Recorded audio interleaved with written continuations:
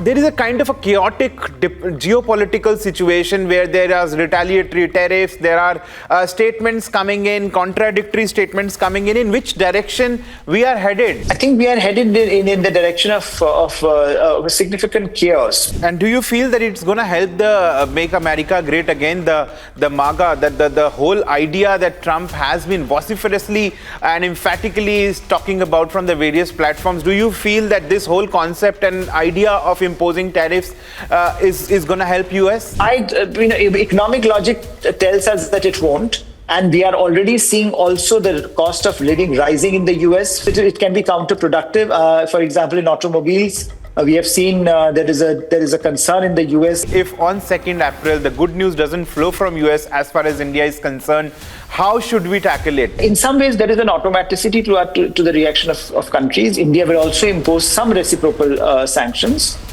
which will be relatively basic. What is your biggest worry as of now, and what is your biggest worry post 2nd of April once the tariffs are announced on the various countries? We will continue to suffer, and if the global economy suffers, then India's growth rate will be affected. The entire world is jittery about it. As what will happen on the 2nd of April? What do you anticipate?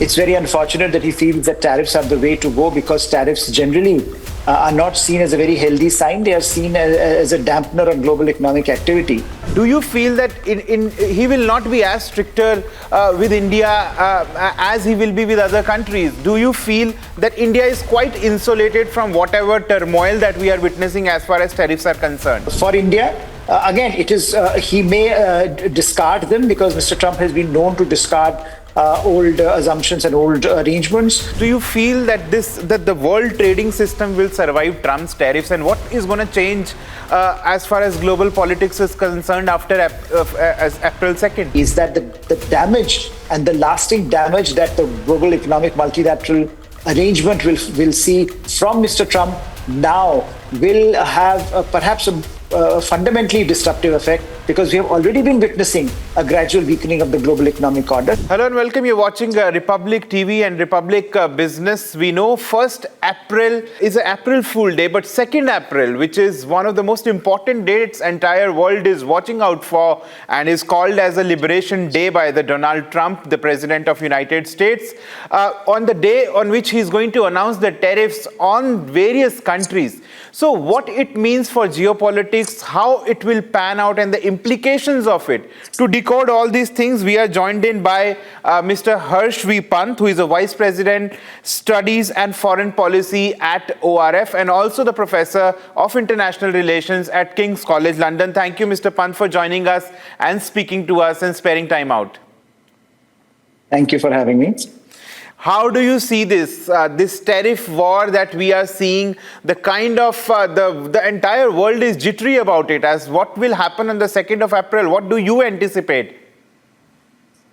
See, I think Mr. Trump is making the world once again face the full consequences of American power. And American economy has been very powerful for the last several decades, driving global economy.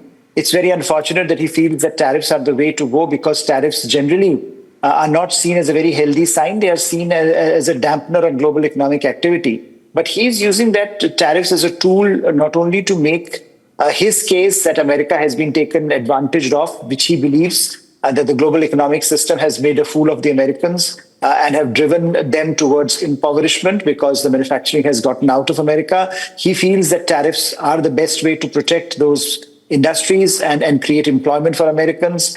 Make America Great Again, he believes, will flow through the tariff regime that he wants to push on other countries. But by and large, we know from the basic economic logic that tariffs, especially of this order, of this magnitude, will only lead to a trade war and will lead to a deterioration of the global economy, which is the last thing that the world needs at this point, where in any case, global economy is not doing very well.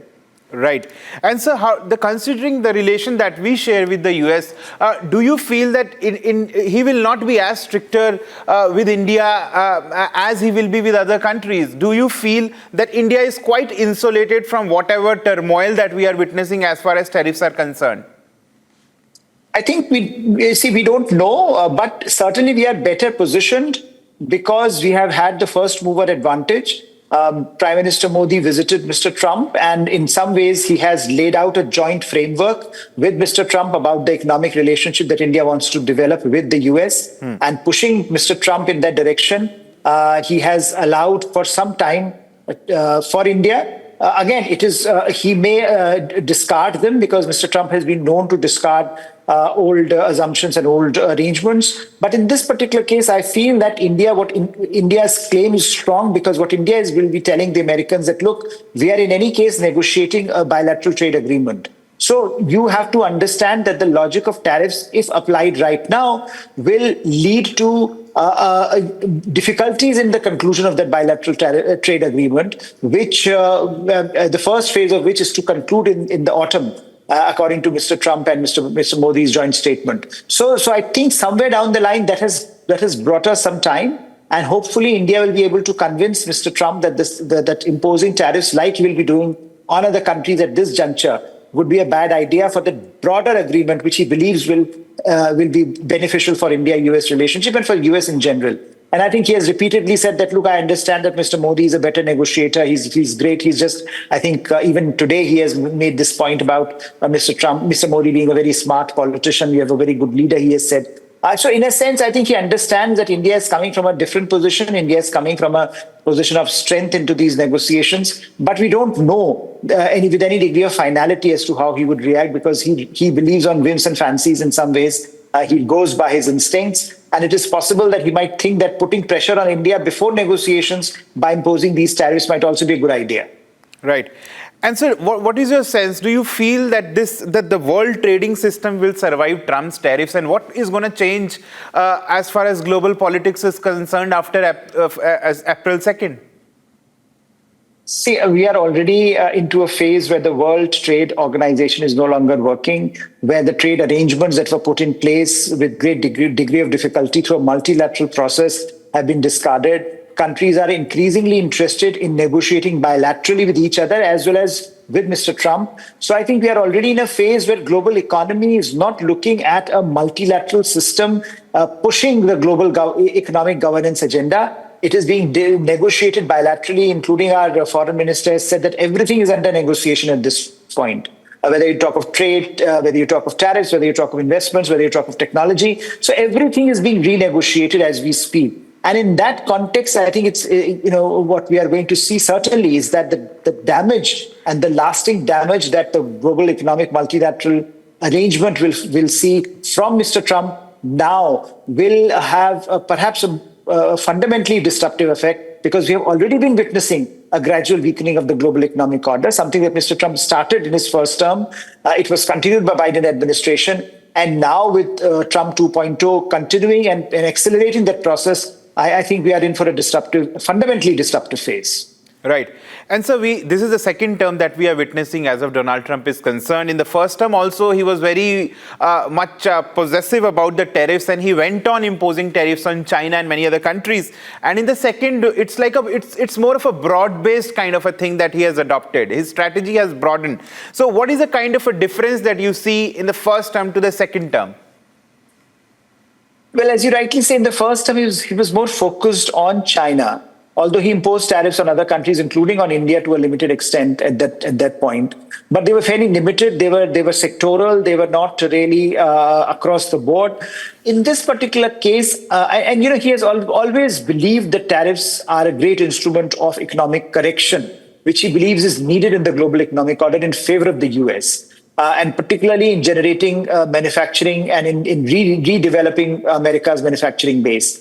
Now, how far in his second term he continues with that remains to be seen, because in some cases he has also suspended. He has announced tariffs and then he has suspended. For example, he did that initially with Canada and Mexico. Now, whether, because he is using tariffs as a negotiating tool. So once initially he imposed tariffs on Canada, and then Canada said we are willing to change our border regulations, he ended up with a suspension of those tariffs. Similarly with Mexico, he said we will wait and watch. So I think with China, for example, when he was campaigning, he was talking of 60% tariffs, 100% tariffs, more than a significant upping the ante on tariffs. But since he has come to office, you see he has imposed gradual tariffs. So I think he's using tariffs also as instruments of gradual negotiation with the other side. And in this particular case, when he is saying that I'm going to impose across the board tariffs on April the 2nd, and they are going to come into effect, it would be interesting to see whether he does it for selective countries, whether he suspends it for certain countries, whether he gives some countries exceptions, as we were discussing about India, and then we can make an assessment whether he is using them as political tools or he will continue to use them across the board. At the moment, it seems that he seems more willing than in the past term to use them across countries and to ensure that those countries give America better terms of engagement. Right. Also, we are seeing that various countries are coming up with various statements are coming from various countries. Canada has said that they will win this trade war. The Britain is banking on the special relationship to stave off these tariffs from Trump. There is a kind of a chaotic geopolitical situation where there are retaliatory tariffs. There are statements coming in, contradictory statements coming in. In which direction we are headed?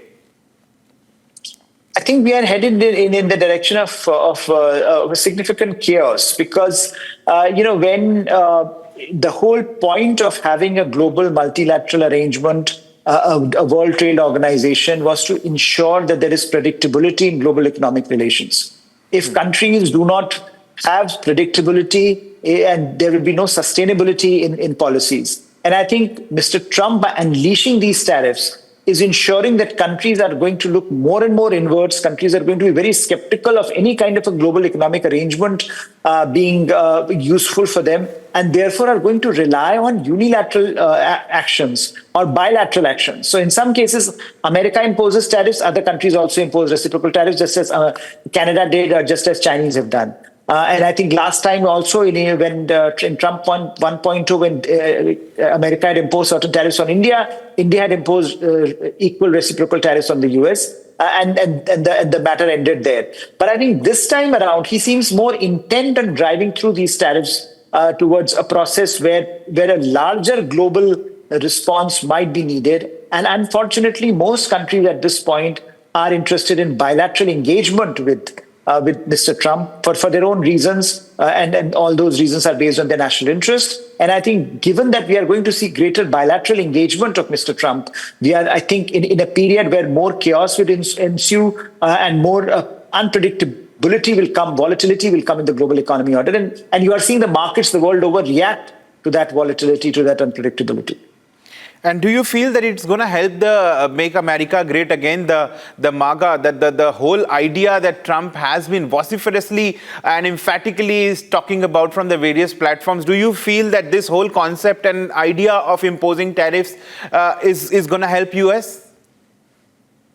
Economic logic tells us that it won't. And we are already seeing also the cost of living rising in the US, inflation rising in the US because of these tariffs. And I think, in some cases, it can be counterproductive. For example, in automobiles, we have seen there is a concern in the US that automobiles will become expensive, and automobiles is something which is quite for which ordinary Americans are reliant on the market. So we are going to, I think, in a phase where he also seems to be testing.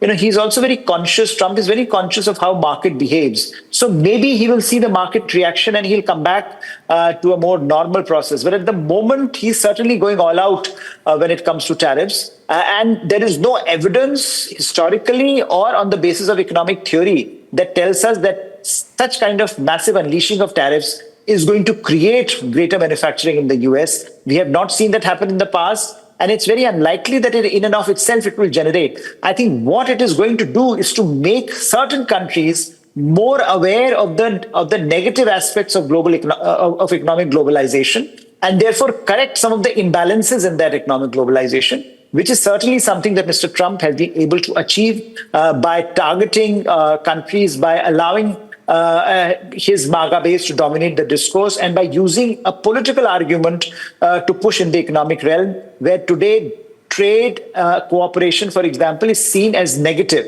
In the past, you would say that, look, if you trade with countries, you develop economic interdependencies, you develop better political relations. I think since Mr. Trump's arrival, we have seen an inversion of this argument that you only trade with countries with whom you have good political relations, and you do not develop economic interdependencies, because it not only makes you vulnerable to economic coercion, but it also leads to a certain set of dependencies, which is not good for your domestic manufacturing base. And a lot of countries, including India, have taken lessons from it. India also has its Make in India, Self-Reliant India program, which grew out of this sense that we do not want to be over-dependent on any one country. But where in India's case, we have been openly embracing certain aspects of economic globalization, and we are reluctant to use tariffs as an instrument of policy. Mr. Trump continues to believe in sort of unleashing tariffs like the way he is doing now, and increasing tariffs, therefore, will have costs for American consumers, and it is